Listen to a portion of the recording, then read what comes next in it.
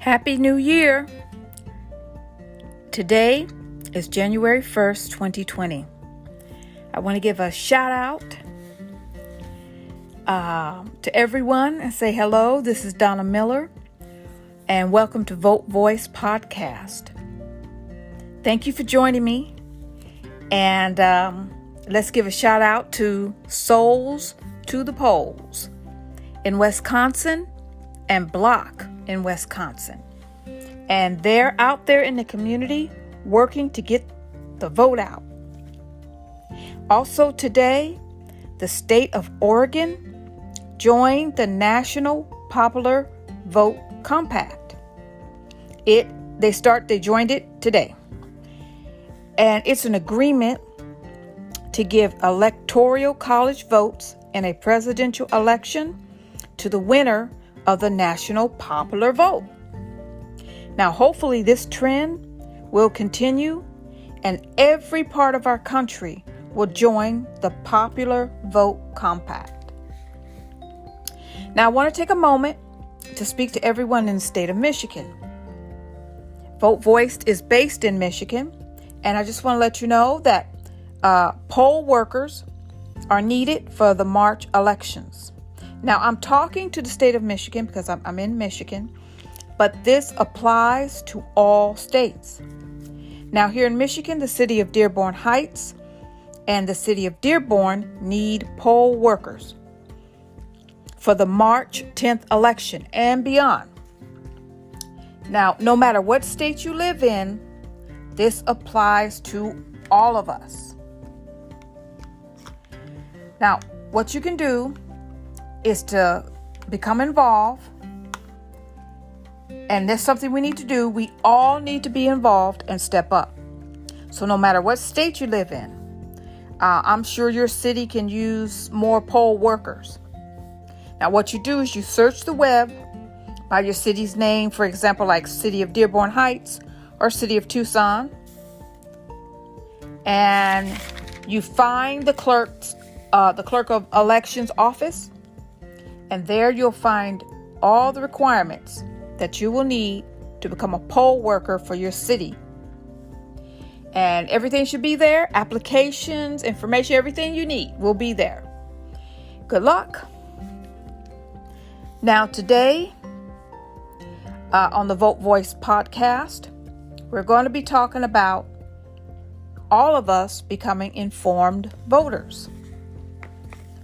We need to become more aware of the issues in our states and the country as a whole.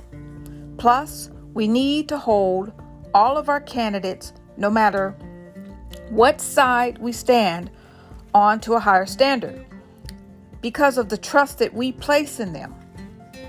Now, as voters, we must not be persuaded by fancy words or slick messages.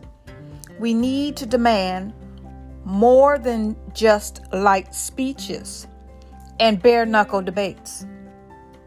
Know your candidates. I attend candidate forums, meet and greets. I've had friends who have actually set up meet and greets in their neighborhood, invited candidates, and the candidates, they will come. And there's other organizations, great organizations out there who set up the meet and greets and the candidate forums. Take advantage of those. When you go to a forum like that, if you've never been, the candidates are there. They tell you about themselves. Each candidate has a certain amount of time to speak. One forum that I attended with the League of Women Voters, they had gave you index cards and you wrote your question, and it was very organized, and it gave the candidates an opportunity to answer your questions. Also, I look for non-partisan sources like the NPR, which is the National Public Radio. Now, the NPR keeps up with the latest news, and they have an app. And you can download this app from Google Play and in the App Store. And I'll just give you the information that the NPR website is www.npr.org. You can go there on your computer and stay up to date. Now, lots of people love Politico. And I have Politico also, and that also keeps you current with the news. And it has stories about political issues. Now you can download Politico at Google Play in the App Store, and their website is www.politico.com. Now, I was given a heads up about something called Vote Spotter, and I love it. After you have chosen your candidate, and your candidate is in office, and even now, you can download Vote Spotter, and you can see what goes on in your city, and also in Washington. Now, once you download Vote Spotter, you can see how the person voted, and you can see the legislation that has passed, and you can even give a thumbs up or a thumbs down on the legislative choices and see how other people feel about it. It's a really, really great thing to have. Now, you can search the App Store, and you can find the apps you like. And also remember, your Secretary of State is the first place that you go to check your registration information. Always remember that. Now, once again, I ask you, are you registered to vote? Ask your family and friends, are they registered to vote? If not, it's not too late. In some states, you can register the day of election, but once again, I tell you, always check with your Secretary of State and your clerk's office, your clerk of elections office. But it is important that you contact the Secretary of State. Don't assume. Now the city, also I want you, a good idea is to put the city elections office in your contacts. Now also, let's talk again about the voting plan. We'll call that voting day plan. Ask yourself about how you need to plan your voting day. And also, if possible, remember to take a friend, a family member, or a neighbor. You get your voting plan together.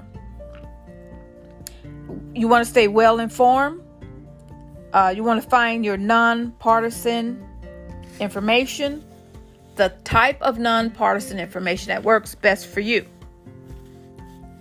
You want to make your voting your lifestyle. We really do need to make voting our lifestyle. Each one of us have to commit to vote. Each one of us have to support our democracy by voting. It should not be our mindset to disregard voting in 2020 or ever again. Voting does matter.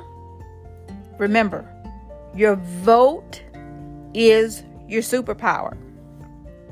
I want to thank everybody once again. This is Donna Miller for Vote Voiced. And Vote Voiced is a 501c3 nonprofit. And you can find us at votevoice.com. We're on Facebook, Instagram, and Twitter. You guys have a wonderful start to the new year. 2020 is going to be wonderful. And I just send you guys every good thought. And you guys have a wonderful evening and a wonderful day and a wonderful year. Bye.